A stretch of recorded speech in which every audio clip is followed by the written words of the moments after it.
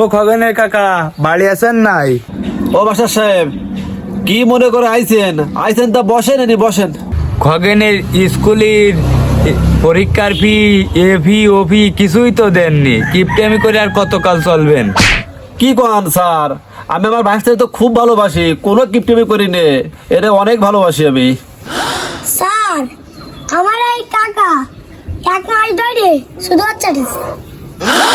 ও খগেনের চাচা, তা ভাইস্তেরা তো ভালো মন্দ কিছু মনে হয় খাওয়ান না?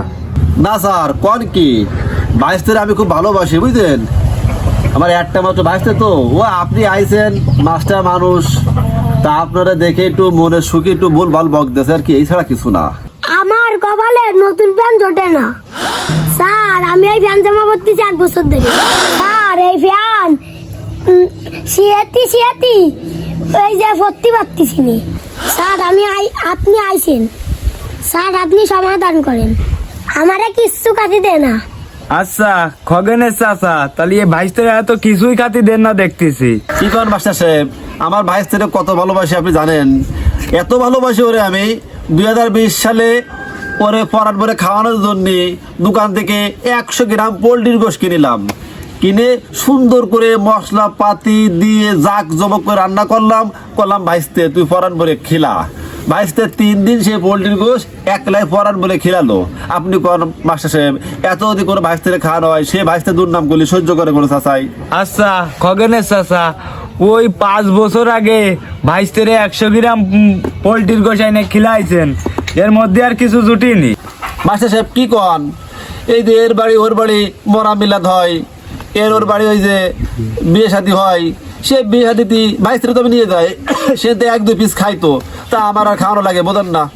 আচ্ছা এই বিয়ে তো বছরে মানুষের একবারই হয়, সেখানে দাওয়াত পাবেন কি না পাবেন, আর মানুষ কবে মারা যাবে সেই মিলাদের অপেক্ষায় থাকেন, এতে কি হয়? কি কন মাস্টার সাহেব, ভাইস্ত্রী কইতো ওর বাড়ি গোশ রান্না করে, গোশ রান্না করলে গোশের গিরান আসে, ওই গিরান যদি ভাইস্তে খায় তাদের গোশ খাওয়া লাগে নাকি? গিরানের ভিটামিন আর গোশের ভিটামিন তো একই ভিটামিন নাকি? তা খালি গোশ কিনে গোশ রান্না করে খাই টাকা খরচা করুম কেন? ওই কই যে ভাইস্তে কই যে কার বাড়ি গোশ রান্না করছে, বেড়াধর নাক পাতায় গিরান শুয়ে বাড়ি চলে যায়। গ্রামের মানুষ, পাড়া প্রতিবেশী সবাই বলে খগেনের চাচা নাকি খুবই কিপটা। তাই এবারটা এসে সরাসরি দেখেই গেলাম, সত্যিই তো খগেনের চাচা আপনি অনেক কিপটা লোক। কি কর মাস্টার সাহেব, আপনি আমার দুর্নাম করেন কেন? আমার এলাকায় কি সুনাম আপনি জানেন? আমার প্রচুর সুনাম।